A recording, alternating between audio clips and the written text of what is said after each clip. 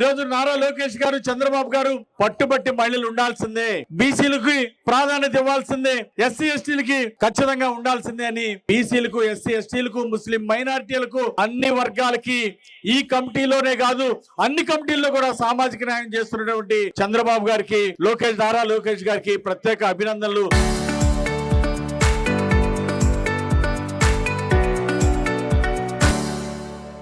ధన్యవాదాలని సందర్భంగా తెలియజేస్తున్నా. గతంలో చూసాం వైసీపీ దుర్మార్గ పాలనలో వెంకయ్యని కూడా మోసం చేశారు. ఇందాక అన్నగారు చెప్పారు, ఏమండి లడ్డులో కల్తీ, పాలల్లో కల్తీ, ఇక చివరికి వెంకటేశ్వర స్వామి దగ్గర పెట్టే భక్తులకు పెట్టే ప్రసాదంలో మోసం, వెంకటేశ్వర స్వామి హుండీని కూడా కొల్లగొట్టినటువంటి దుర్మార్గులు జగన్ అండ్ టీము. ఇలాంటి రాక్షసులు, దోపిడీదారులు ఈరోజు ప్రజలు గుర్తించారు.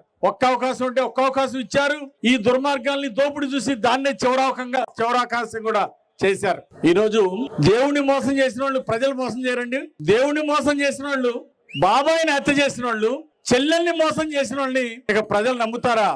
3 ఏళ్లు కళ్ళు మూసుకుంటే ఏదో అవుద్ది అని కళ్ళగంటున్నాడు మాజీ ముఖ్యమంత్రి ఈ పులివెందుల ఎమ్మెల్యే గారు. నేను చెప్తున్నా, 3 ఏళ్లు కాదు 30 ఏళ్లు కళ్ళు మూసుకున్నా గానీ ఇక మీరు అధికారంలోకి వచ్చేది కళ్ళని ఈ సందర్భంగా నేను తెలియజేస్తున్నా. అలాగే ఈ రోజు ఈ కమిటీ సభ్యులందరూ కూడా, జిల్లా కమిటీ సభ్యులందరూ కూడా సమిష్టి కృషితో జాన్ సైదా గారు అందరినీ సమన్వయం చేసుకుని సమర్థవంతమైనటువంటి కృషి చేసి పార్టీని విజయ పదంలో నడిపించాలని, రానున్న స్థానిక సంస్థల ఎన్నికల్లో కూడా ఘనమైన విజయాలు సాధించాలని ఈ సందర్భంగా కోరుతున్నా. అలాగే కష్టపడ్డారు, గొప్ప విజయాలను అందించారు. ఆనాడు ఎన్టీఆర్ దగ్గర నుండి ఈరోజు చంద్రబాబు గారి దాకా ఈరోజు లోకేష్ గారి నాయకత్వంలో చక్కగా పనిచేస్తున్నాం. కష్టపడ్డ కార్యకర్త ఈరోజు 7 అంతస్తులు మేడలు కావాలని కోరుకోవటంలా ఒక గుర్తింపు, గౌరవాన్ని కోరుకుంటున్నారు. మన తెలుగుదేశం పార్టీలు ఎప్పుడు ఆ గుర్తింపు, గౌరవం ఉంటుందని ఈ సందర్భంగా మీ అందరికి కూడా తెలియజేస్తున్నా.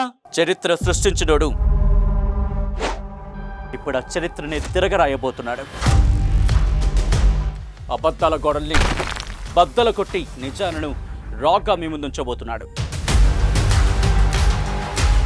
నిజమైన వార్తల కోసం వెంటనే డౌన్లోడ్ చేసుకోండి రా యాప్ని.